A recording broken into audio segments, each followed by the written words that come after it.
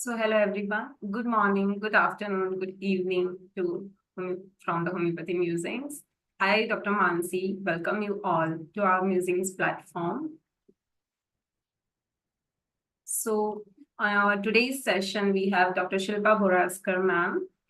She is a very well experienced homeopath based in Australia. So in today's session, I welcome you ma'am from on the behalf of Homeopathy Musings. We are very grateful to have you here. So in our today's session, ma'am will be taking on a session on what to do when your favorite homeopathic approach doesn't work. We have so many approaches in our homeopathy practice. So it will be a very good learning when our favorite homeopathic doesn't work, when our approach doesn't work in any case, then what to do. So before starting our today's session, we will have a quick look at our upcoming sessions on the Homeopathic Musings platform. So we have, on the behalf of World Heart Day, we had recently on 29th of September. On the honor of that, we are conducting a 2-hour session on the cardiovascular management. So basically a homeopathic approach on the cardiovascular cases by Dr. Adin Chimthanwala sir. The session will be on 10th of October, Thursday at 7 p.m. sharp. Then we have, we are starting our basic course. Basically, it is a integration of contemporary concepts of homeopathy with classical concepts of homeopathy. It's a basic course. It is a third version of basic course. It will be starting on the 14th of October. We will have a total 15 sessions. Then we have an animal retreat as a part of our ongoing animal module, which is a 1-year program. It will be an in-person retreat at a hidden oasis near Pune, where we'll be studying bird group of the animal kingdom. It will be a 3-day retreat starting from the 13th of September to the 16th of September. Along with homeopathic learning, there will be a lot of self-healing activities as well. I highly recommend any of the participants who are interested in this. Before going forward, today about our speaker, so Dr. Shilpa Bhouraskar ma'am, she has completed her graduation as a homeopath from Mumbai in 1997 and worked as a medical doctor for 7 years. Over the years, she has worked with thousands of patients, right from the farmers in the rural places of India to the corporates and professionals across the globe, from US, Europe, and Australia. She has been associated with many homeopathic experts such as Jeremy Sher, Camilla Sher, Dr. Isaac Golden sir, Dr. Farooq Master sir, Dr. Praful Barbalia sir, Dr. Ashok Borkar sir, and Dr. Ghanshyam Kalathir sir. In 2008, she founded the Argentum Mentoring Program and the TQFS Training Academy, where she led a panel of more than 29 world-class trainers who are experts in different forms of clinical homeopathy. Dr. Shilpa ma'am is the creator of Stages template that provides a framework for learning homeopathy and building a successful homeopathic practice. Ma'am has authored and developer of HomeoQuest software. We all know about that. This highly intuitive homeopathic program enables students and practitioners to analyze symptoms directly from the materia medica and province. Without taking further time, I will just give you, if you have any difficulties or questions about the session or joining issues, any technical issues, you can just contact with the given contact details. I will just hand over to ma'am quickly.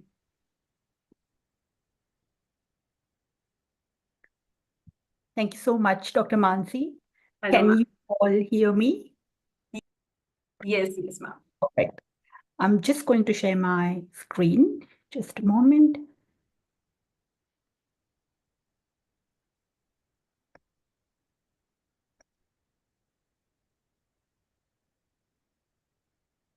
Okay, have you given me the permission to share? I'll just see that. Yes, ma'am. Okay.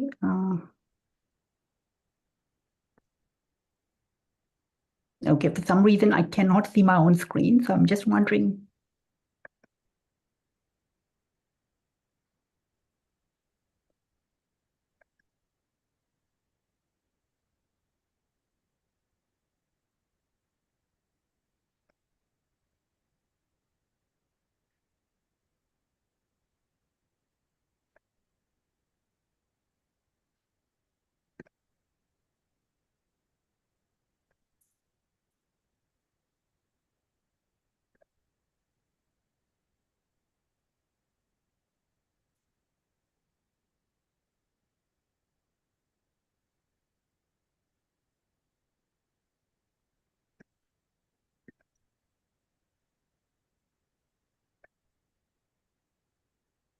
All right. For some reason, I cannot see my own screen. So I'm just wondering, do you just press the share button? That's all? Yes, ma'am. Share screen. You can just stop the share screen and again start. Okay, I'll try that.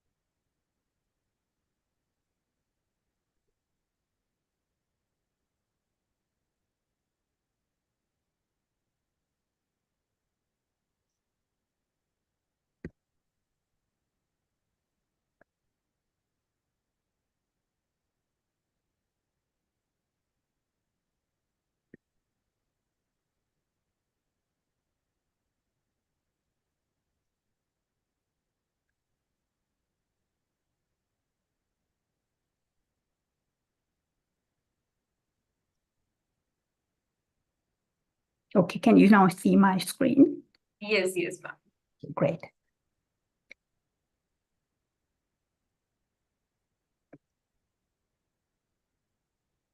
Yes. All right. Okay, perfect. And you can all hear me, right? Yes.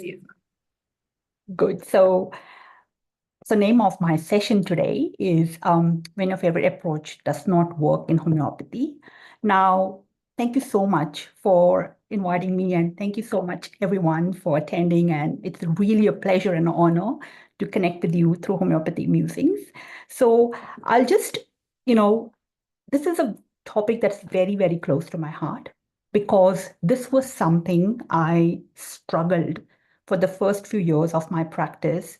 And I'm going to really talk about right from the beginning how how I really created and what really worked and what did not really work for me, because those are so important things. We talk about things that work for us, but not really our failures and things that we are stuck in our lives, in our businesses, in our practices. So that's something that is very close to my heart. So before I go, I just wanted to give you a very, very brief introduction. I was, for the first, I think, 24, 25 years of my life, I was born and brought up in Mumbai, and I graduated as a homeopathic medical doctor in 1998. And I've been now in Australia since about 2004. So over these, the years, through a lot of, I mean, when I came to Australia, I was not even sure whether I'll be practicing homeopathy. But then, through time, I went on to teach in different colleges here and created my academy and my training courses. And I had, I was fortunate to connect with different world-class practitioners, throughout different parts of the world and invite them to my courses and my academy trainings. And I've been able to build up members from about 70, 74 countries today. And I'm able to help them through these wonderful practitioners, through different courses in my academies across different types of approaches and practices in homeopathy. And then sometime later, I released my HomeoQuest software, the free version. So every practitioner who is involved in homeopathy, and I have a lot of CAM practitioners, which are complementary and alternative medicine practitioners who use homeopathy as one of the modalities. And this was basically a software created for them to be able to use homeopathy, in their own practices. And what is really important and relevant to you is over these years, I've been able to teach and mentor these CAM practitioners, on homeopathy. Now, the interesting part was I started mentoring and beginner practitioners as they graduated from their colleges and they got into practice. They used to bring their stuck cases, their cases that where their favorite approaches, which they learned in their schools or which they learned in during our trainings, did not work. And over time, we have about 1,500 such cases on my Argenta mentoring portal. And what was interesting was when we looked at these stuck cases, we realized that they were good prescriptions. People made really good prescriptions. They took a lot of time. They took really good homeopathic cases.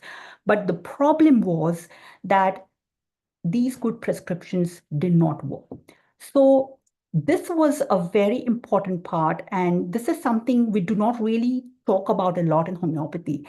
And what was important for me and a huge learning for all of us was that we were strategically able to identify and remove the blocks that were causing the stuckness in these cases.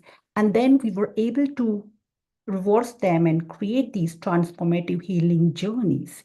And over time, as these cases moved and we made those secondary prescriptions and tertiary prescriptions, we gradually had a database of about 10 plus years of follow-ups for many of these cases, because these practitioners have been with me now since 2008, 9. So they have also evolved. The patients they see, they come and go, and that's the database that we have. So we have such a lot of ups and downs and journeys of these patients, and that was a huge learning. And what I'm teaching you today is something that has been, the lessons that I have gained from all these different stuck cases. So what we're going to really look at today are clinically proven strategies to remove key blocks when our patient, is undergoing, and when we're using homeopathy. Doesn't matter what type of patient comes to you, doesn't matter what stage of disease that they would be expressing at. They could have any type of condition, right from inflammatory and infectious and hormonal and metabolic issues to autoimmune issues, gross pathologies, multisystemic, issues across different parts of the body. So what we're looking at is a whole spectrum of cases within the scope of homeopathy. And so I realize you are here for getting the results in your stuck cases. If your favorite approaches are working well for you, this might not be for you. But if you have cases that no matter what you do and how you go, you've not been able to really get them going or moving, that's what we are talking about here. So that's how we'll focus. So this is what I plan to teach you during this presentation today. One is you have to realize this is built across my stages blueprint for complex multi-layered cases. So we're going to identify and remove key blocks strategically in our cases. And by the time we finish this presentation today, this is what I have my intention for you that you'll be able to take away. One is, as you realize, your favorite approach is not going to work in most of these cases. So we're going to learn how you can identify the best approach in your case in that very first consult. So regardless of how your patient is presenting, you should be strategically able to individualize an approach to suit the way your patient is actually presenting. So you can match the need of your patient and his disease to the right approach in homeopathy. It's something I called individualization of the approach itself, right? The second thing we're going to identify is the exact type of miasmatic block. Now, I know miasms in homeopathy has been such, people have love and hate relationship with it, but there are different types of miasmatic approaches. There are different types of miasmatic blocks. So we're going to also understand what type of block and how is it manifesting and what sort of approach can we use for that miasmatic elimination of that miasmatic block. So this is important because this is the key to prevent you going around in circles, losing that valuable time, throwing those remedies in desperation, and losing your patient as well, where you repel patients if you cannot really do and, get them going. So this is very, very vital. The third thing we're going to learn is how do you make the choice of that very first prescription? So no matter what type of case you get your foot in the door. You get that person going and you create that aha after that first consultation.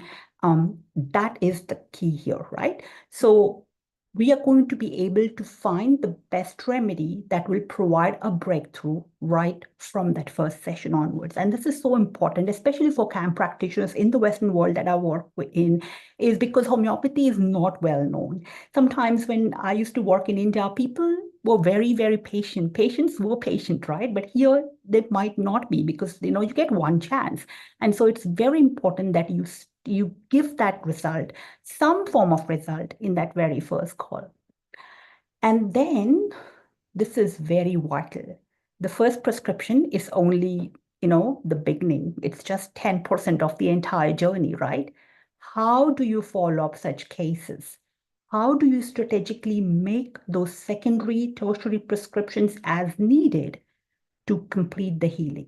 Sometimes one remedy can cure the case, but this is very, very rare, right? In contemporary practices, that doesn't really happen in our everyday cases. This because of such complex miasmatic cases that you see.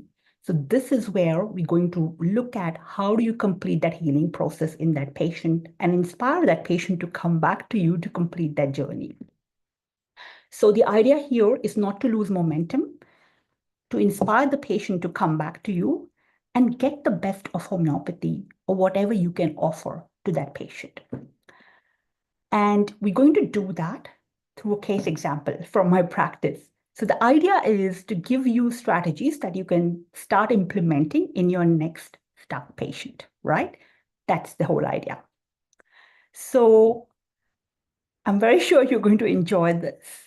And there's something that I want to really emphasize here, why and how this is a bit different than what you've been, what we've been learning and thinking about around homeopathy. So one thing is important. There would be some things here that you learn which you might not have learned in your medical school or might not have really thought about, or not many classical homeopaths speak about it, but there is no theory here. It is all about real life implementation and learnings and lessons that I have found with my patients. And I've had now a track about 10,000 plus stuck patients through my practice and my students' practices. So this is something that is, just a very honest way of getting it all and bring it out so that we can have discussions about this and talk about this. And the idea is also to unblock them and reverse processes to get them to a point where your favorite approaches can start working again. So we are building from negative to ground zero, where your favorite approaches can now start working again, because sometimes the patient is just not ready for whatever you've been trained in homeopathy to work at. And as we know, any practitioner and any good practitioner can really resolve a single disease state. We've learned really good homeopathy in our schools, right? We've learned how to use homeopathic specifics, constitutional remedies. But when you have multiple disease states, when you have lots of different systems being affected, when you have mixed miasmatic pictures, you have a very complex mesh. And this cannot be covered with one remedy. So we're talking about such cases. I generally, when I talk about it, why do such things happen? Why do you get such type of cases? Because these patients have had a series of suppressions and miasmatic blocks. And so they create independent pathological states. I sometimes use the analogy of a Play-Doh at the end of a child's play, where you have different colors of Play-Doh, which are different miasmatic states that hold on different pathological states together. And they are all superimposed, and it's very hard to separate out each color. And that's the task that we have to do to reveal the core. It's not just the simple analogy of onion layers and concentric layers. No, it actually is that mesh ball of so many different colors that it's very hard to separate one. So you remove the red and you see the green, you remove the green and sometimes you see the red again, right? That's how it is. And that's what we're going to really understand. So you just cannot form one totality and one state that is very clear. So the idea here is to first identify and target one dominant state, and we'll talk about this. And then we're going to use series of remedies to unfold and peel the other emerging layers as they rise and unfold and show. And this is how we go on to clear up the patient's state and unburden the miasmatic toll. So this is where most of your patients will present to you today in everyday clinic, especially in contemporary practices, unless you are just, a hobby homeopath or you just, doing first aid homeopathy. This is the real potential and the key and the type of patients that you will see. And if you make a significant impact in such cases, you will stand out, homeopathy will stand out, and that is what my intention here is. So this is, I would say, contemporary practice now and in the future will be, and where homeopathy can make a difference. So why am I so passionate about this? And when the name of my books and my academy and all my taglines is when your favorite approach does not work. Why I feel so passionate about it? This is because as students, as we move out of college, we are bombarded with conflicting information. We have people who I was one as well. When you go to seminars, when you look at cases, when you read journals, and all we do is present those one remedy miracles. And they're great cases. Don't get me wrong. I have presented them as well. And you feel good. That is a feel good. It's like a fairy tale for us. And that's lovely. But when you go back to your practices, that is not everyday clinic. And that is not every patient all about, right? So beginners and students, when they come out, sometimes can experience immense frustration, overwhelm, and they're very, very confused because they feel there is a problem with them, that they are the failure. And we always say, homeopathy is not the failure, you are. And the problem here is that we have to understand this is not the norm in everyday clinics. So what most beginner practitioners do is they use one approach and they try and use it for every case. And because they're too scared to understand what's going on. And when it does not work for all patients, they end up with a lot of stuck cases. They go around in circles, they're starting to throw remedies in desperation, they repel patients, the patients give up, and eventually so many homeopaths give up as well. And that's sad because everyone has put in a lot of time, effort, in becoming a homeopath. It is so many people here in my country here, it's a second career. They've put in a lot of, passion behind that. And so through time, when, it's important to understand that every approach is suited and works in a specific type of patient and disease expression. And that's what we're going to fix today. So you know what to do, when and how you get the best potential of homeopathy for your patients. Now, before I go forward, I want to make a confession. When I start and when I talk, I have to say, I had a very, very good homeopathic education and background, so you would feel I have advantage over most. I went to a very good homeopathic college. I had some of the best teachers in my school and some of the best foundation that you could ever dream of with the homeopathic. And I'm so fortunate to have all those teachers, right? And so you would think, I had a head start and, I would be cruising along for those unblocked stuck cases, right? And I've had now a track record of 10,000 plus challenge cases, right? So this is something I want to tell you. 80% of my success today in complex cases and what I teach my students is not due to the approach I learned in my Mumbai medical school and clinics. I know it's shocking, but it's very, very true. And I have to tell you what's the whole aspect here. So in my second year of practice, I moved to a place called Nasik, which was about 200 kilometers from Mumbai. So having grown up in Mumbai for all my 25, 26 years of life, I moved to Nasik. And um, there I went to, and I started working in a rural charity clinic. There was a dairy farmer who used to run, a rural charity clinic, and I joined him. And in those villages, we had only diagnostic, pathological, or surgical cases. So they came to us because they could not afford conventional medicine, or it was just not an option for them for so many different reasons. And so that was the time when, I had about 1 or 2 years of experience in my Mumbai clinic.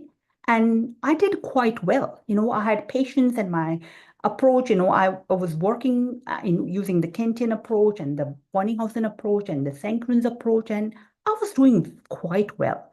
And I had some sort of experience, 1 or 2 years, and then I landed up in this little clinic and in the rural patients. And suddenly I realized that my,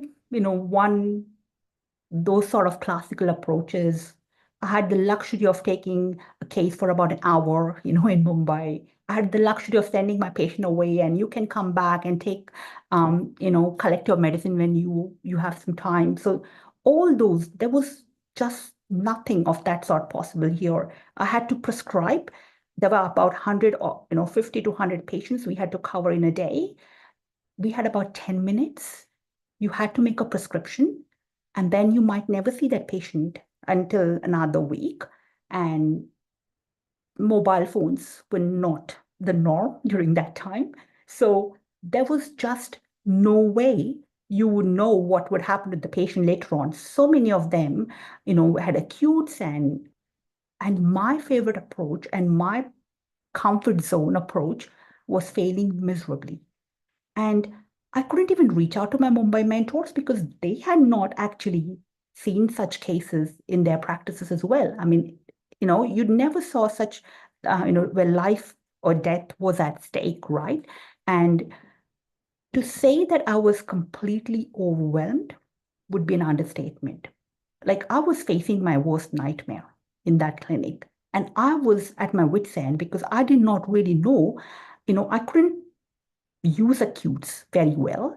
I couldn't, I didn't have keynotes at the top of my head. I didn't really, because I was so used to taking constitutional homeopathy cases for most of my time. So I had these two options: either abandon this clinic and forget about it and, do something else, or figure it out, find answers, and really step out of my comfort zone and face my worst fears. And after a lot of, introspection, I decided to use the second option. So this was because I deeply knew there were homeopaths in the past that worked with such cases before the era of antibiotics. They looked at surgical cases and they gave these patients the best of homeopathy. It is just that I did not know about them because I was never exposed to these approaches. So this was, I would say one of the most life-changing decisions of my homeopathic journey. And I sort of modeled those key practitioners. I understood the real Bonninghausen approach. The one that I used in my Mumbai clinic was just scratching the surface. I started looking at Clarkey, I started looking at Boricki, I started looking at Burnett. These were the practitioners I hadn't even heard of in my Mumbai clinic. I started looking at the clinical cases and I started really studying how they were approaching their cases, what prescriptions they were making. Most of them were making secondary, tertiary prescriptions. Most of them were alternating different remedies. Most of them were using potencies that I never dreamt of using. So this was something that was a huge learning experience for me. And that was the time. So my husband, Atul, at that time, he created a prototype of the HomeoQuest software for me because I did not know these clinical remedies and I wanted them at my fingertips. And I had no time in those clinics to actually repertorize because there were 2 or 4 minutes with each patient. So he created some sort of a database for me to be able to tap into these remedies right from the Matra Medica themselves. So I do not waste time converting it into a rubric, trying to find a remedy, rather than just put in those symptoms and get information from the Matra Medica. And that was also time I started putting together a preliminary template. And suddenly, as weeks and months went, I started putting together, these missing pieces of the homeopathic puzzle. I just knew 1 or 2 pieces of this entire picture of spectrum of homeopathy. And suddenly it was like I found so many different parts and realizing what homeopathy was really about. So this was, a huge aha for me and a game changer because I realized that there were different approaches for different types of people and patients, and you needed to use the right approach to suit the right patient. That was a very huge realization for me.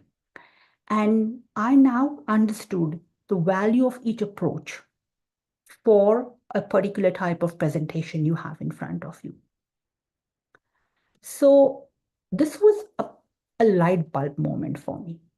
And, this is, I would say, the secret to success in homeopathy, that you are using an exact approach to suit the exact stage of your patient.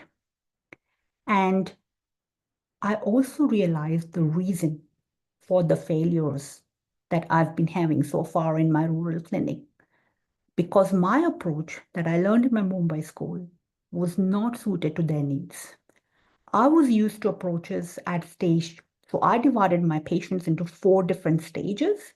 My approaches were for stage 3 and 4 patients. These patients were at stage 1, and I had no idea how to use stage 1. So it was a very narrow view of homeopathy that I had learned. And it was just one part and one facet of homeopathy. So that was my very big realization at that point. And, this really changed the trajectory of my success in challenging complex cases. So what actually happened was in the second year, I could actually take that leap and I could help about 1,000 farmer families, which for me is one of the most rewarding and most worthwhile part of my homeopathic journey at that time and most confident boosting.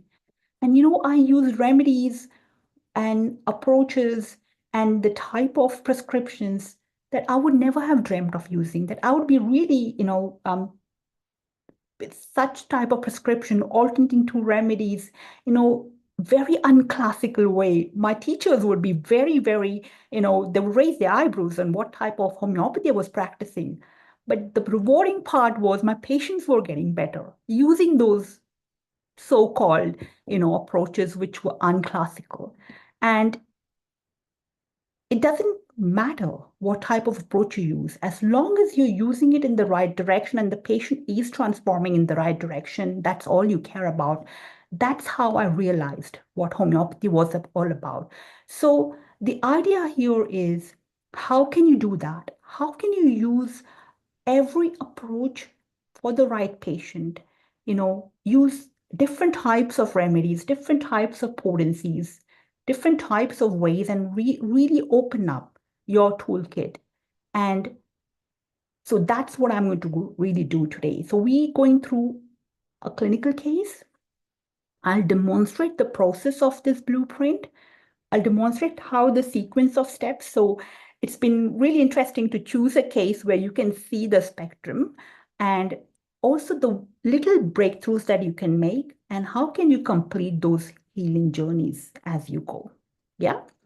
And we're going to use my stages MAISM blueprint in this sort of a case here, right? So let's move on to that part. So this is a patient I saw in 2009. So I was in Australia at that time, and she was referred to me by one of my naturopathic student. So she was also a homeopath, but she was, naturopathic trained doctor who was then using homeopathy as one of the modalities. And this lady, she was a 57-year-old female. And she filled up my questionnaire, and there was this long list of complaints that she filled up.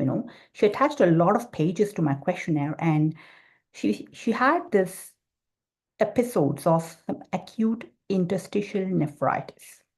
So that was the major diagnosis that she came with. And she had recurrent UTIs. She had interstitial cystitis. Her urethra had been cauterized multiple times.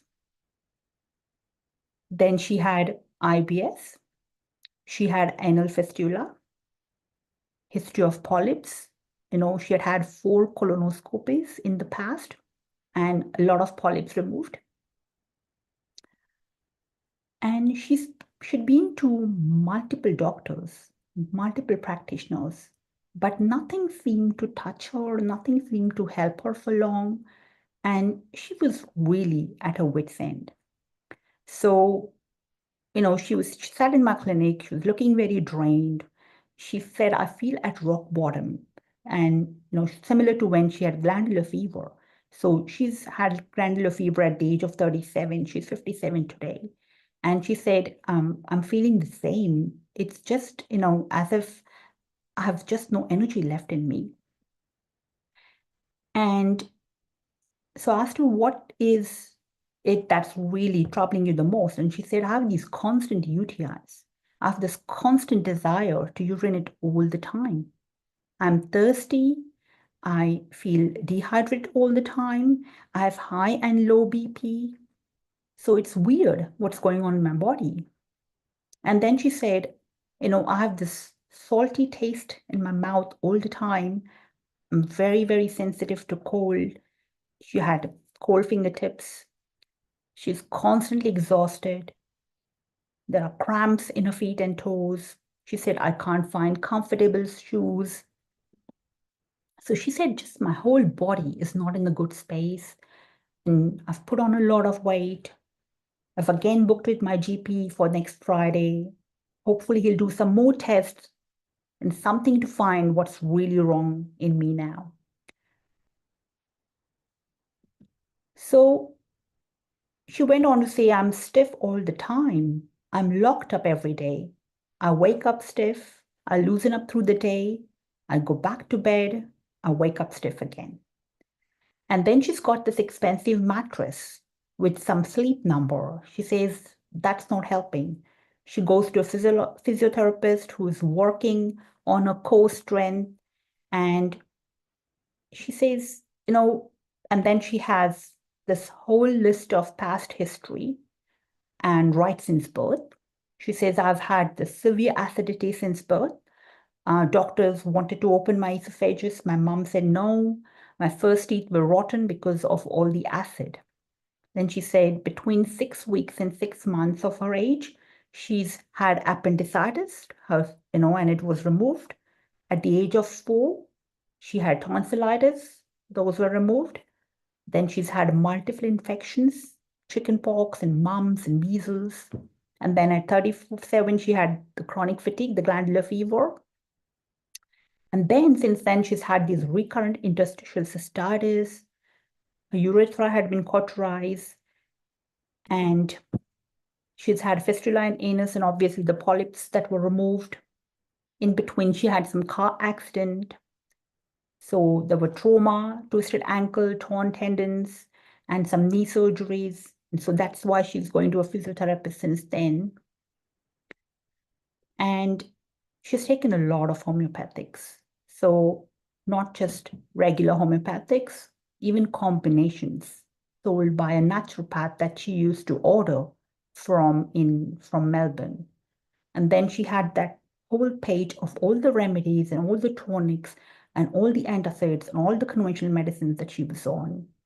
And obviously the exercises that the physiotherapist had given her for her core strength and flexibility.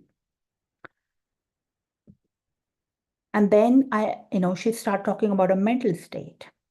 And then she said there were so many deaths in her family over a very short time. So there is a lot of sadness and grief. And, like she went on talking for about an hour. There was no space in between, but she was very, very vague. She used to lose thread of what she was saying, and then she came back to that again, and then she was repeating the same things again and again, but she was never going anywhere. So it was very hard for me to focus on what exactly was going on because there was such a lot going on in her state, and everything was all over the place. So this is the case. And that was what, at the end of about an hour and a half, all I had was so much data, but really, nothing and, to really focus on, right? So this is the first consult that I had.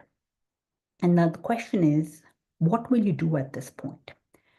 So, say 20 years back, 25 years back, the way we were trained in college was get all that information, work your case out, analyze it, repertorize it, and find the best possible remedy here.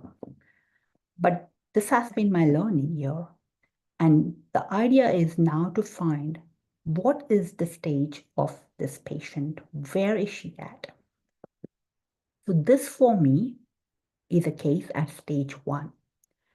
When you talk about stage 1, it is when all you've got are diagnosis, pathological reports, investigations, multiple things happening. They bring up so many things out in their first call. They bring huge files, and everything is complex and conjoined.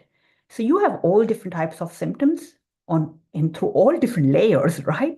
Mental, physical, common, peculiar, everything is confusing. The energy of the whole case is scattered, and you are drained. You are overwhelmed too at the end of it. And this is what is going on. This is what I call stage 1. So when you have a stage 1 case, you have to use stage 1 approaches. And you have to really simplify and focus and just step back and be at what the patient is doing here, what the patient is really telling you, right? So this is why she's at stage 1, because she's had series of suppressions all through her life. She's had antacids right since the day she was born, antibiotics, proton pump inhibitors for decades, homeopathics, even they suppress, mixed single, all these tonics, all these herbal combinations. She's taking some of them daily for months from pharmacies. She's ordering them without doctor's prescriptions. And then she's had all these surgeries, cauterizations, polyps are being removed. They're popping up all the time and she's removing them. So you have all these layers coming up together, right? So this is where you have to look at, when you are at stage 1, you have to look at the past history and you have to find a clear not been well since syndrome. It's very important for you to be able to go back into the past and look at what point this present issue that she's having has been from, this mess that she's in on. Where did it all start from? This is what I call the contemporary Hahnemannian miasmatic approach, where you have to look at the fundamental cause of just this specific layer, the acute interstitial, nephritis that she's got, the UTIs or whatever she's going on right now. Where did it start from? And if I look back, so this is where this is for me the model of the Hahnemannian miasmatic. Why Hahnemannian miasms? So the idea is, according to Hahnemann's miasmatic approach, at some point in the past, you have a fundamental cause, generally some form of an infective, disease-producing agent. He identified just 3 miasms: SORA, psychotic, and syphilis, right? That's why I call this a contemporary thing, because there could be more infective agents that could cause. But the idea is that infective agent causes a primary reaction, which is what is the primary miasm. And then this percolates deep down and creates tons of secondary miasmatic expressions. It remains latent for a long time, where the person is seemingly okayish. But at some point, there are some exciting factors in their life, and you get the secondary miasmatic pattern, which can go on until death. This is the cause of chronic issue, some form of fundamental infective cause that causes this whole myriad of symptoms, right? So what we are looking is, the patient has come to in this particular state. We have to look, where did it all start from?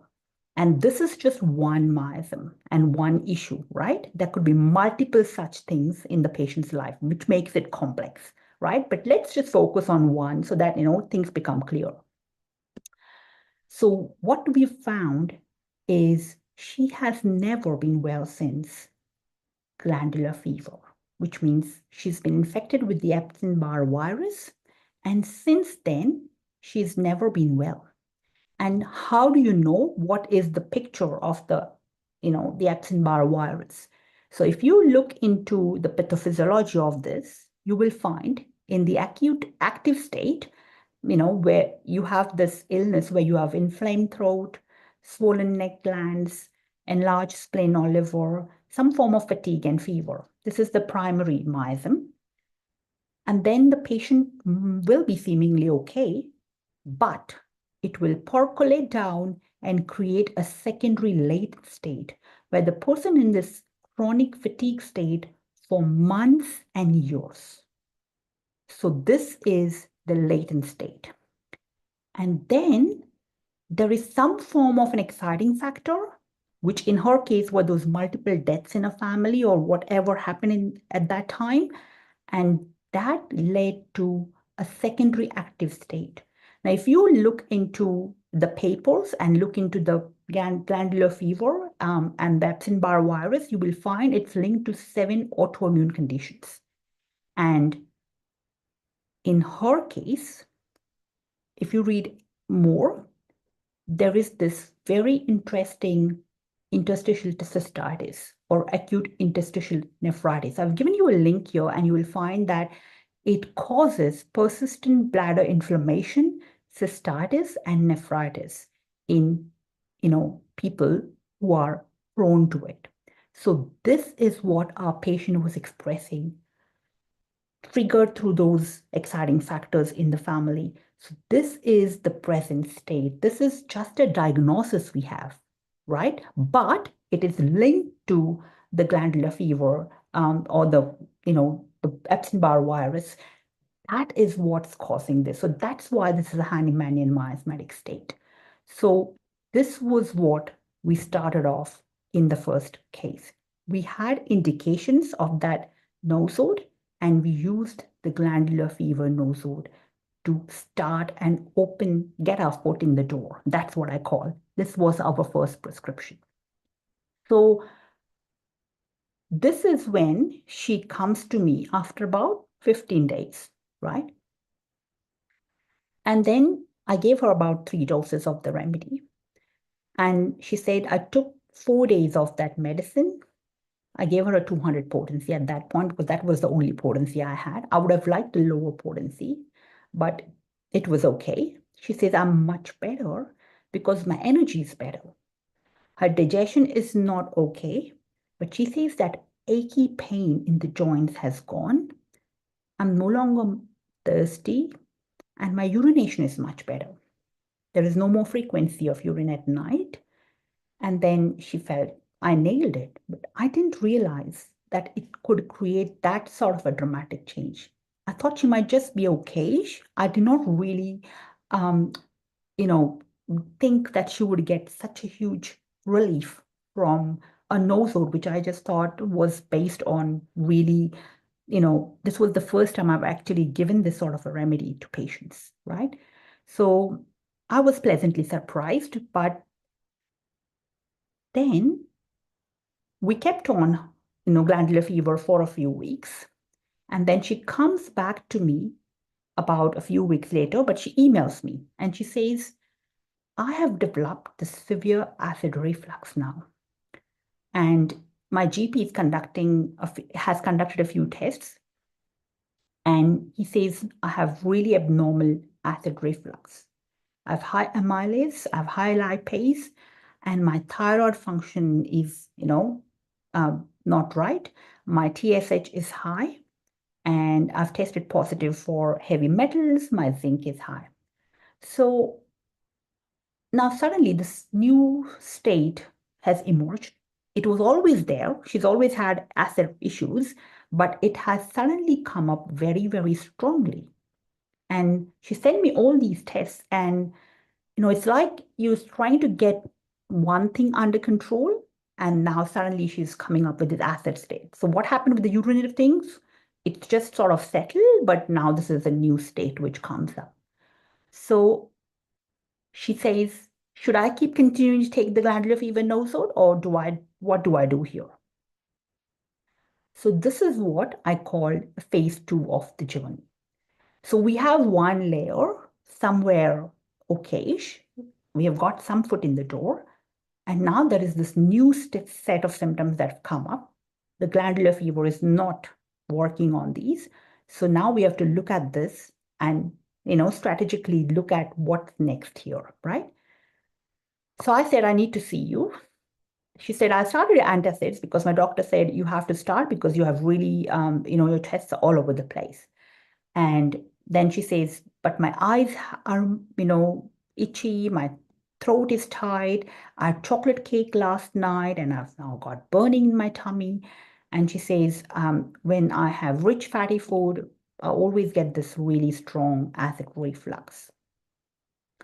So she said, I've been to the physio, I'm all locked up, I have sore spots all over my body. I'm so bloated, as if I'm 9 months pregnant. I have all these puffy fingers and legs. I can't sit, I can't function. And she says, I'm feeling very depressed. I'm weeping a lot. This was new because the whole first call that we had, there were so many, losses, but she was not grieving as such.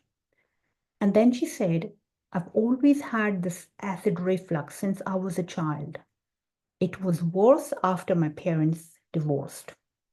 And then she's had all these deaths in the past, people she was very close to, her father-in-law, her pets.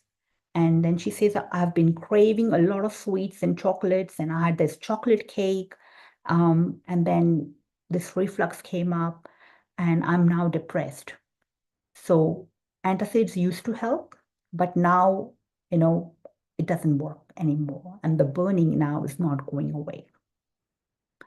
So now this is important, right? Now you have a new set of symptoms, and now you have to really work it as if it's a new chief complaint, and you analyze it based on whatever you have.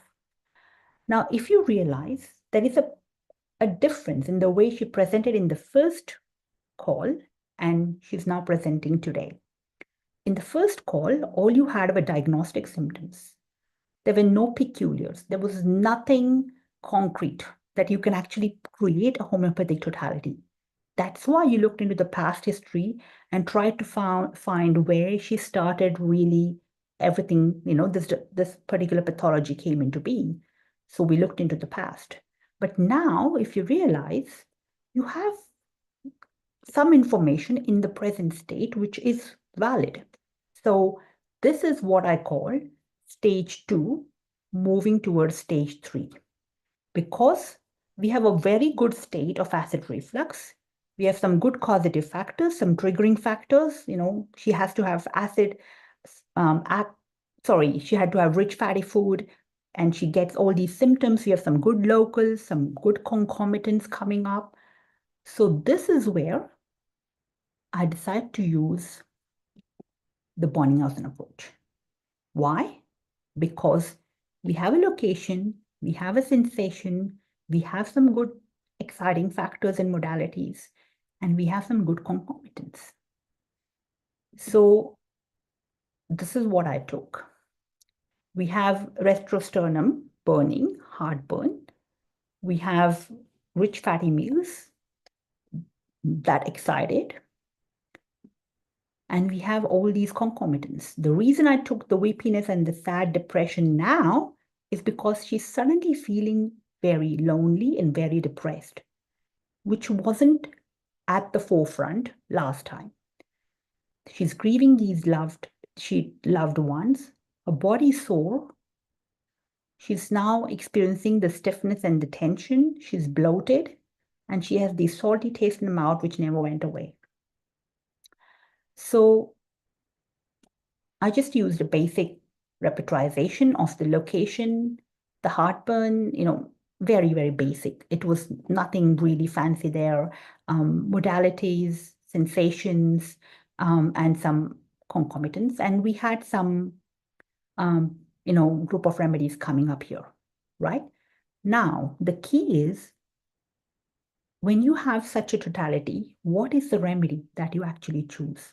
Now, this is very important. To be able to really make a mark, I always encourage to start looking at the miasm. So now, your remedy from this grade, which is so-called stage 2, stage 3 remedy, which might be on keynotes here, has to cover the miasm. But the miasm last time for that particular acute nephritic layer was, based on Hahnemann's approach. What is the block here, and what is the approach that you're going to use now?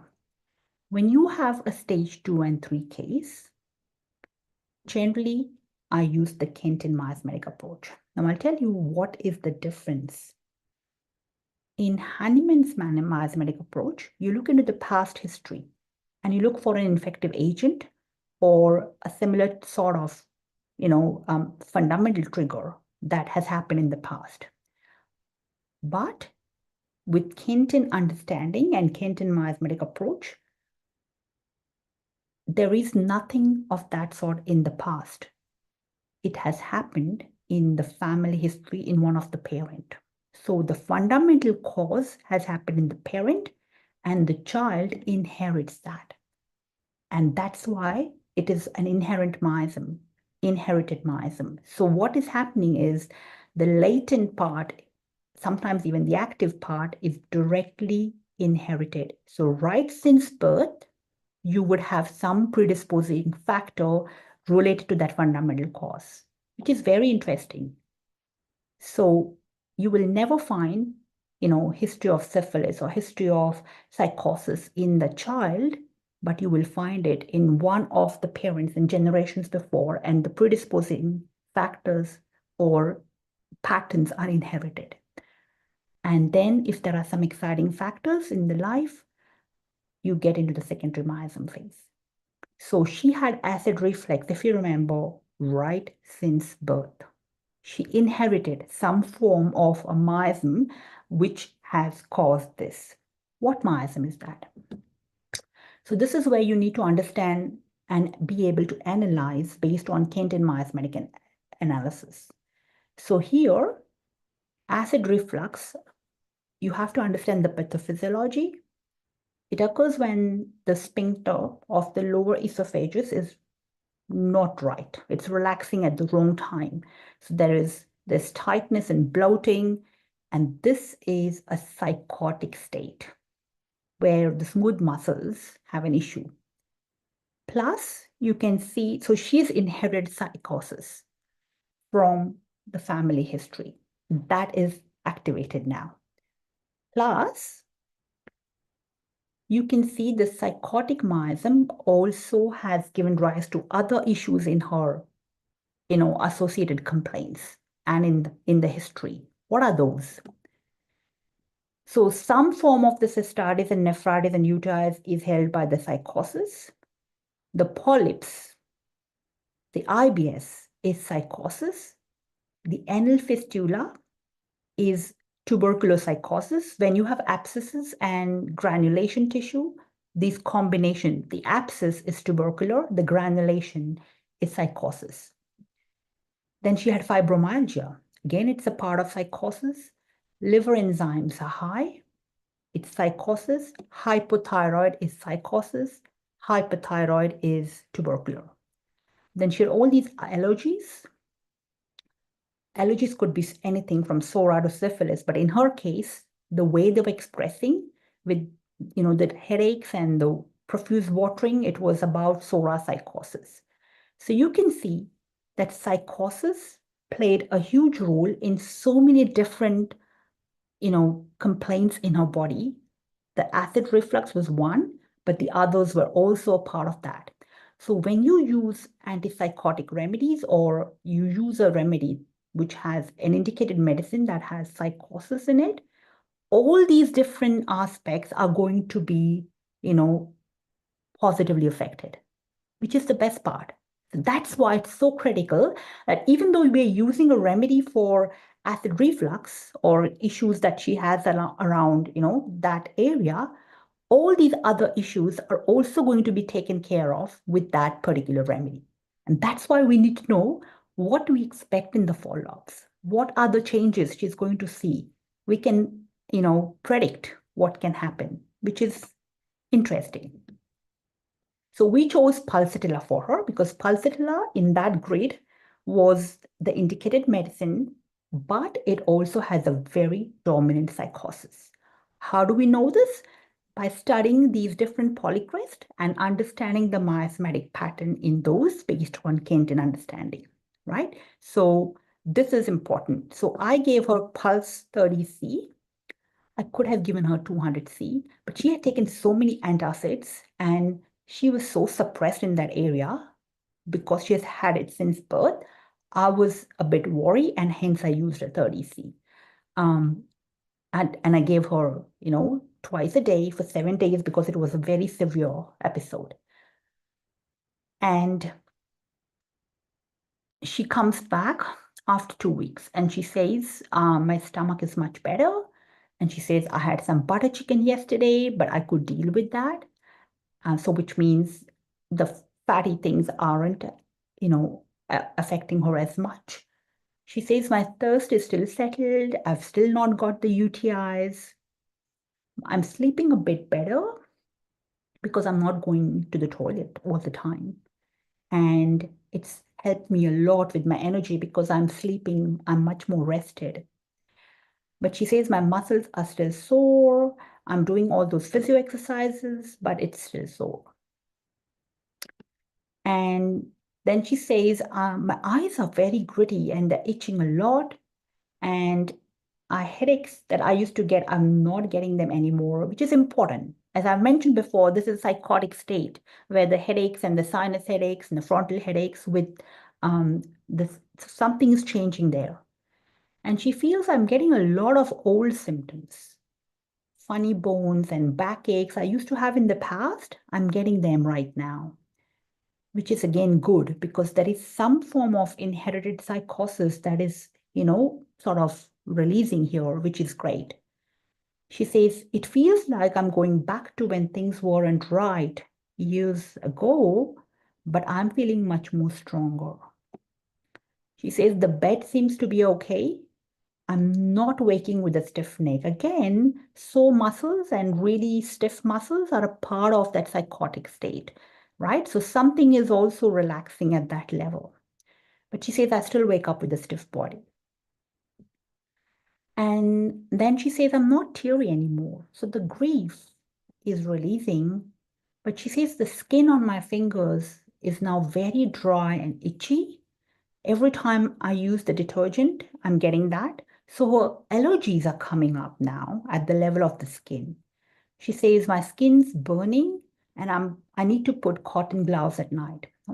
She's never mentioned this before, or I don't even remember if you mentioned it. But now something's coming up at the level of the skin and allergies are coming up, eyes are feeling gritty, which she hadn't really mentioned before. So for 6 months, I think, what I was seeing is that the psychosis was shifting and the SORA was coming up strongly based on Quintin analysis, right? But I was I was waiting and watching, and she was still responding well to pulsatilla. So I was using pulsatilla and, glandular fever nosodes. Whenever the fatigue came up, I used it as an intercurrent. So she was on these two remedies as and how the symptoms came up for about 6 to 7 months after that. And she was doing well, and that's why she kept coming back and she kept, working. And we had to really taper off so many antacids and so many anti-allergens and other things that she used to take. So something was shifting here slowly. And then I lost contact, and she emailed me again after some time. And this is when I said, I need to see you, because she says, so she comes into that consult, and it's very interesting. She said, Shilpa, every time I want to do something, my body aches. It physically stops me. I try to keep things moving, but I cannot. Now, this is a very different lady. I mean, that drained, overwhelmed, bogged down with so many tons and tons of issues. There is no file anymore. She's just here. And she says, my body's aching and I want to keep things moving. I would like to go for a walk. I don't know if I can, get back home. I try very hard not to panic, but I'm very miserable. I have to be very careful and monitor what to do. I'm going to and fro. I'm settled, but I'm not sure. So she's just talking about a very different aspect here, which she's never spoken about, right? So she says, I have these fears that something will go wrong with my family, with my animals. I'm a pessimist. I'm very nervous all the time. I'm worrying and nervous all the time. So for the first time, there is this, anxiety and worry and nervousness that she's really, talking about. So I said, tell me more about this. And then she said, I used to ride horses. I had no idea. All these, years. She said, I enjoyed it a lot before I was running after 3 kids. She's never spoken about her kids before. So she's talking about riding horses. She swam with friends. She played tennis. So she was a very active lady. I thought she could never get out of bed. She says, now I worry I will damage myself because simple things damage me. Everything is a struggle. Why can't I benefit with all the physio I do? So remember, she goes to the physio a lot. She used to go and she was worried about those sore muscles. But I had no idea that she swam, she played tennis, she used to ride horses. That was like a different world, right? And now she is starting to, she wants to do that. And she feels stuck. She feels, I'm a hypochondriac, I'm frustrated. And then she says, I feel all locked up. And she sort of, shows me the fist. And she says, I have all these stiff muscles. I'm aching. If I stay in one position, I wake up stiff as a board. I can't move. And then she said, you know, my mom used to tell me I was stuck in the birth canal. And so when she was, ready to be born, she was rushed to the hospital. And, mom rushed to have me. And then they discovered that I was breech. So I was turned and delivered head first. So in a way, I was stuck in that birth canal for a while. And she says, probably that's why I need to keep moving. I need to keep going. The whole day I'm trying to unstiffen. I do stretches, I do yoga. I try and build up my core. But these pains come and go in phases. I'm worse in the morning and gets better as the day goes. And she says, I cannot sit erect. I have to sit bent. I feel better by stretching. So here is a lady who is, I'm finding a new person here who is so active physically or was so active at some point, right? And she's now really wanting to build up that core strength. So this is important, right? What approach are you going to use now? And so the whole focus now is so different, right? Remember that first day, first call, and remember, and imagine the lady who is now coming to you. So this is somebody at stage 3, now moving towards stage 4. So she's not talking about any particular disease. There is no diagnosis here. Or there is, but she's looking beyond. She wants to live life to the fullest. She wants to go back and enjoy those sports that she used to do. She wants to ride horses. She wants to play tennis. She wants to swim with her friends. She wants to, be free again. She wants that joy and that real well-being, and there are so many clear sensations. There are so many clear peculiar generals. So this is the approach I used in that case to get to the core. Are you with me? So the focus and the way you're looking at that patient is now completely different. I'm not going to ask her to tell me what a doctor said, right? I'm not going to go and start getting, tell me your modalities and tell me your sensations. No, she's just going to flow, and I'm going to really catch what she's giving us, right? And at the end of that, this is what we use. She's right now for synchronous sensation approach. Are you with me? So the focus changes, the approach changes here, because now she's moving towards stage 4. So this was the analysis at the end of the whole call. We had this, and the call lasted for about half an hour, 45 minutes. It's so simple, right? When she is right there, it would have been so hard to do it in that first call. Does it make sense? So she's stuck, she's locked, she's stiff, she's tight, and she wants to move, stretch, loosen up, unstiffen. She wants to exercise, she wants to play tennis, she wants to ride horses, she wants to experience the joy and freedom. And, people who are familiar with the approach, this is the Anacardesi family, the Rustock family, right? And obviously she showed these symptoms right from that first session, but now she's ready for it. That's very, very important. But again, you have to now ensure you cover the miasm, because if you don't, then the remedy might not do the depth of, where we want to be and reach with this. So what's coming up around that?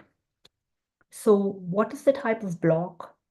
And now what is the type of approach that you're going to use for the miasmatic block, right? So we've looked at Hahnemann's approach. We've looked at Kenton approach. Let's look at Sankran's approach. Now, Dr. Sankran was a Kenton homeopath, right? But he just went one step further. So remember, with Kenton homeopathy, if you realize, things happen in the past, in the family history. So you had those infections or infective agents not in the past history, but in the family history. And Dr. Sankaran, looked specifically at the prenatal or some sort of a root situation during conception in the father or during pregnancy in the mother or during labor. That root situation creates an imprint. This is the miasm. It creates an imprint and the patient reacts to it. And the way they react to it is the miasm. So the coping mechanism to that root situation, which is the imprint, which is the fundamental cause that could happen in that state. And you remember when she was stuck in the birth canal, she just connected to that, right? That was the root situation. That was the lock. And now she's looking at all different situations and her problem right now as being the same. So how is she coping with that stuckness? That is critical for us to understand. So this is about, she's showing two different types of coping mechanisms. She's trying and struggling hard, and she is avoiding damage to herself. So she's worse, then she's better, then she's worse. She's going on in this for years now. And this sort of state where she's trying to unlock, she's doing a lot of, she's going to the physio every day, she's stretching, she's doing yoga, she's trying really hard. And then, she wants to avoid any sort of damage at the same time. She's not a risk taker. And that's the whole state that she goes into, trying and avoiding. This is what Sankaran talks about as the ringworm miasm. So there is alternation of sora and psychosis. She's struggling to get out of it, and then she's accepting probably the body won't cope. So that's the state she continues to go on and off. So we used the remedy that had this particular miasm within the Anacardiaceae family, and that was Rus veninata. So if you look into the remedy, you will find that it has Rustrox-like physicals, but Rustrox belong to the typhoid miasm based on Dr. Sankaran's analysis. But Rus veninata has very strong skin symptoms. Remember, she had very strong skin sensitivities where she had to wear cotton gloves and she was itching, and the eyes and the mucous membrane was also very, very strongly affected. So that's where we decided to give the veninata here. I used the 1M because the susceptibility is quite strong now. She's come a long way.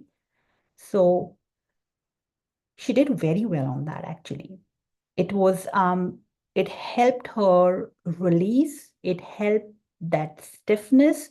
She was able to start having, give herself the permission to get back on that horse. That was very, very interesting that she wanted to ride.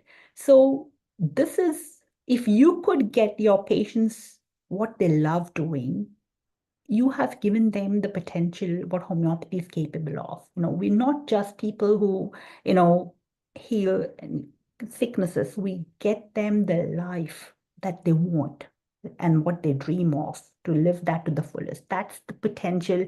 If you can inspire your patients to come to a level where you can work at that, I think that is a very rewarding state to be in. So fortunately, she stayed on until that time. But, we would have been happy anyway, even if she would have got out of bed and, been able to function in life. So it depends where your patient is, how long they want to be with you, where they want to go, and what they want to get out of homeopathy. So, and you just support them based on, their pace. Not everyone will, but if they do, you need to be ready. So hope that helps, and hope I'm making sense, and hope you are still all around because I'm just talking and not really realizing where we are. But I just wanted to summarize why I like doing this in that sort of a format, because there is a very important outcome for your patients. One, your patients are going to love you because you are pacing the way you work based on their needs. It's not about you or what you know or what you like or what approach you work and what is right and what is wrong. No, it is them. If, using something like glandular fever nosode would have raised eyebrows, what am I doing? But if it gets your patient on track, why not? You have responsibility for their health. It helps them take responsibility for their health. They understand and appreciate what's going on, and you're unfolding them in the right direction without digging, without annoying, without repelling, without trying to get, to the core prematurely. So you're minimizing aggravations at all times. And for you as a practitioner, if you use the template, you have some concrete steps. You know why you're doing what you're doing. You can predict certain things. And the best part about this is you can give them some outcome in that first consult. If your approach isn't, something, so say, for example, you use Kenton approaches, you use Sankaran approaches, but that first consult was just not right for that. So you can actually flexibly move to where you can resonate with the patient and come to that level. And also, you take responsibility for your own development. It's our, I would say, sacred duty to be able to expand our toolkit, to be able to, reach out to where our patients are, build our toolkit. And that's how you build your practice and your niche. So you don't have to be perfect. You can make lots of mistakes. I've made hundreds of mistakes. This is just one case where, I could possibly use steps one after the other, but I've made so many mistakes and it's okay. There is no single point of failure. If I make a mistake in making that nosode wrong and I use something else, it's okay. You can, course correct and get to that. And then you take one baby step at a time and you get to where you want. So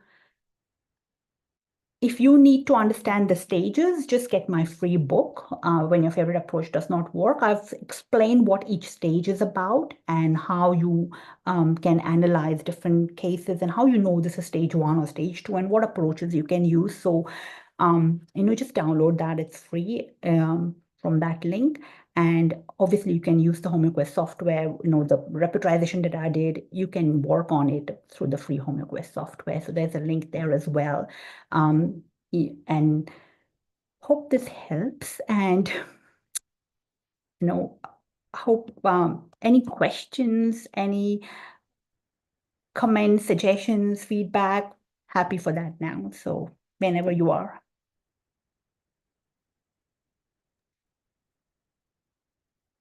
Thank you so much, ma'am. Thank you so much for this amazing session. It was really interesting to know the alternative paths of case solving. It was really a great learning. For the participants, if you have really any questions, please put it on the chat box. I can read it loudly.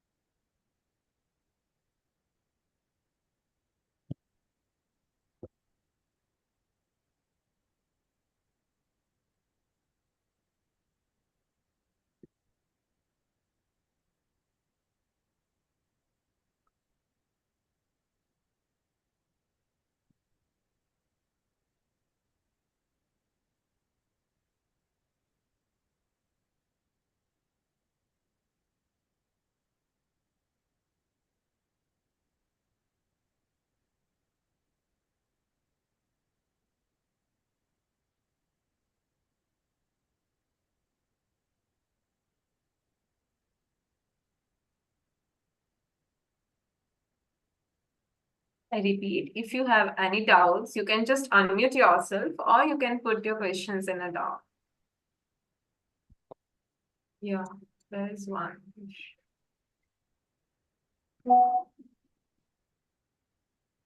So there is a one question, ma'am, from Okay. Dr. Khushbu Agarwal. When the Mm. patient came with acid reflux symptoms and sadness, uh, why was it not considered as all symptoms reappear and it was a good sign? Okay, Kushbu, thank you so much for that question. So when the acid reflux symptoms came up, can you reframe that question, or you can just unmute so that I can understand the question better? Hello, ma'am. Yes. Dr. Khushbu here. Yeah. Ma'am, first of all, thank you for the lovely session. This is the first time I'm coming across such kind of an approach, and I think it will be helpful, especially for those cases wherein we have a limited data and more of a clinical or pathological data, or where we are stuck not knowing how to go about it. So Correct. I actually have two questions to you, ma'am, regarding this case. Mhm. One is during the second stage two, when Correct. the patient came up. So when you gave her the glandular fever remedy, Yeah. after that she came up with acid reflux symptoms, and also she was expressing sadness and depression at that time, right? Yeah. So usually when such happens, I would end up considering it as a old symptom appear, because it was a childhood symptom she had suffered long back, which was coming up now after the remedy. And also the grief that she had been through, she was not able to express previously, that she was expressing now as sadness and depression. So instead of considering stage 2 and then moving on to give her another remedy, I would have considered as old symptoms reappear and then it was a good sign. I would have typically waited for some time, then rather than making a decision to move on to the second remedy. So how to differentiate in such way? I mean, because you chose to give her second remedy considering it as the stage 2. Correct. So this is a very good question. So what it's important to understand that this was a different layer. Okay. So one was the glandular fever layer, right? When she was not been well since. All right. Then that was 20 years ago, right? And then she had that acute nephritis and all those symptoms related to the glandular fever, right? Now, this Right. acid reflux was a layer that was before that.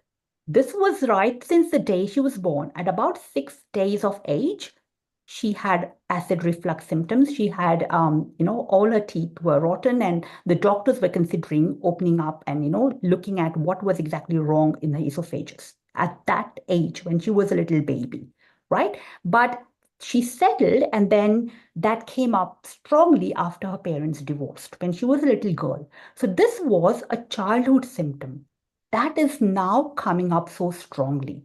And along with that, she's showing some form of grief.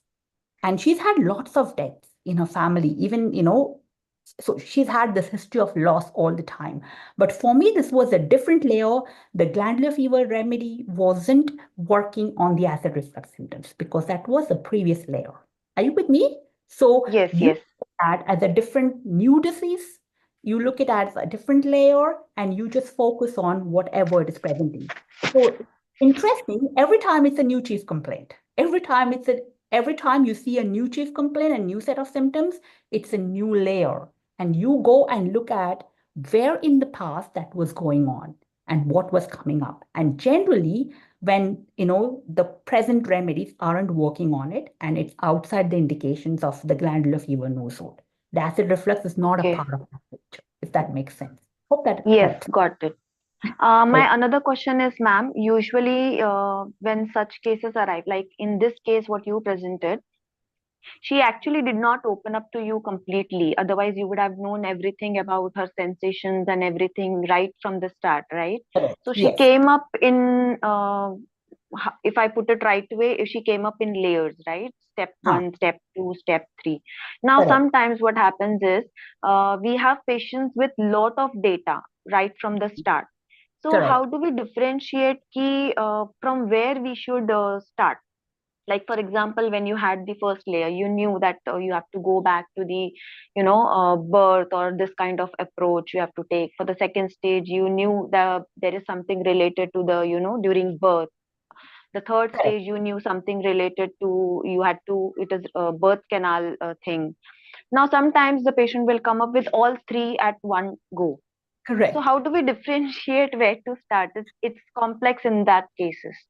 I understand. So, sometimes that is what you when you get data from the patients, and in this particular case, this patient, if I would have tried to dig, okay, in that first call, it would have been very hard for her to get that, when she was stuck in that birth canal. That awareness, because the patient is overwhelmed too, and they cannot give you that information right in that first call, because that level of awareness, that level of with the memory and the whole state realizes that that was what it was, because they're too bogged down and too overwhelmed. So hence it's important for us, even though you have, so say, a theoretical case where you actually had all that information, I would still look at what's the present complaint right now, what's the chief complaint. Let the patient make the decision. So her state when she came, I have, acute nephritis, I have urinary tract infections. This is what my focus is. She did not talk anything about being stuck in the birth canal, right? In that first Right. call. So Yes. that's very important. You remain aware with where the patient is telling you, and now you pick that acute nephritis, and now you look at when did it start, since how long that has. So you flesh out that layer right from the ailments from with the fundamental causes, and just focus on that layer. And while you have all this other information, ignore it. That's what I can say, for want of a better word, right? Because it's too much. Right. So you mean to say in such cases wherein we have a lot of complex data and we are unable to understand, instead of considering everything as a totality, just focus on the chief complaint and assess that as a pathology, and then Correct. move on And from it. then exactly. So you untangle one thing at a time, baby Right. steps. How do you eat an elephant? That's how you do. So Correct. yeah. Okay. Thank you so much, ma'am. I just have one request. If you could put the link for both the the the free links that you have And posted in the chat I'll for do the that. software, if you could do that. Yeah, I'll do that. So Thank you so much. Thank you so much. I'll send the link also to Dr. Mansi and Homeopathy Musings, and they can put it down below the video as well. Yes, Yeah. sure. Thank you so much, ma'am. No worries, Kushbu.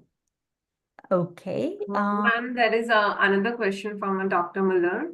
How often does the patient repeat glandular fever nosode in the beginning?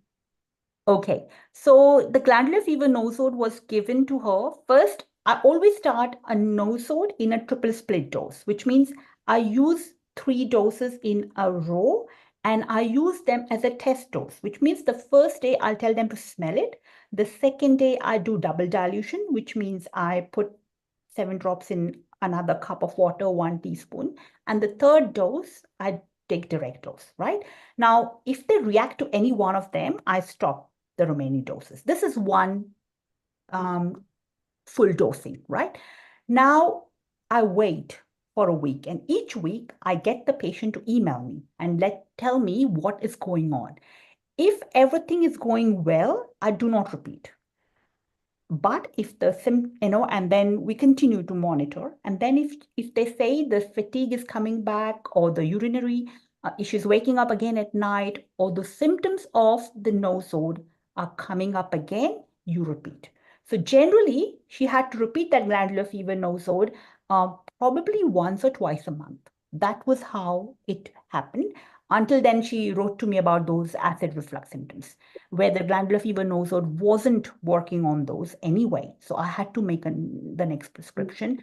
And then the pulsatilla and the GFN were used. So the GFN was specifically used only for the urinary infections. Pulsatilla was specifically used only for the acid reflux. There were 2 different things and 2 different types of understandings. Yeah? Okay. Okay, good. Any other questions participants want to ask? They can ask by unmuting themselves.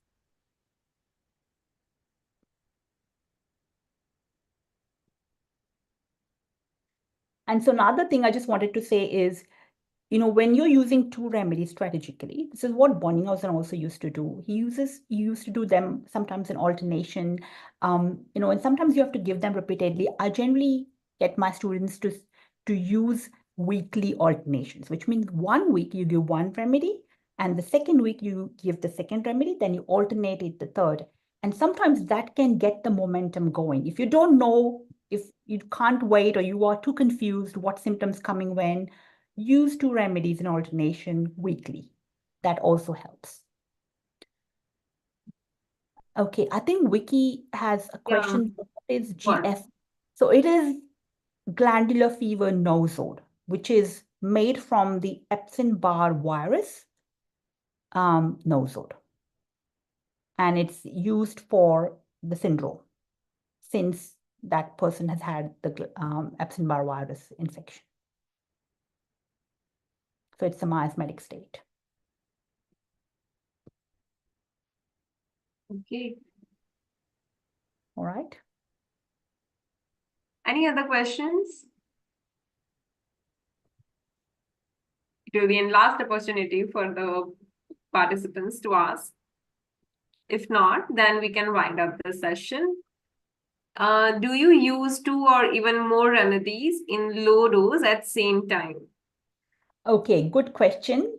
Generally, I use one in low and one in high potency. So they are working on two different planes. So in this case, the glandular fever nosode was in 200 C and pulsatilla was in 30 C.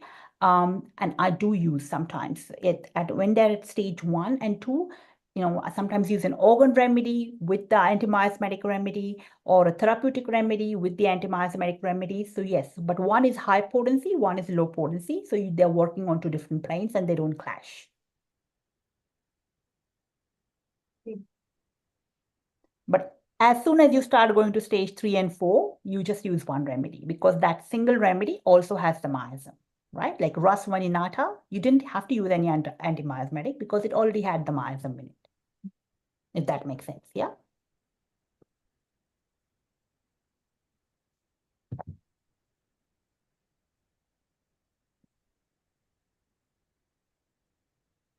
Okay then, ma'am.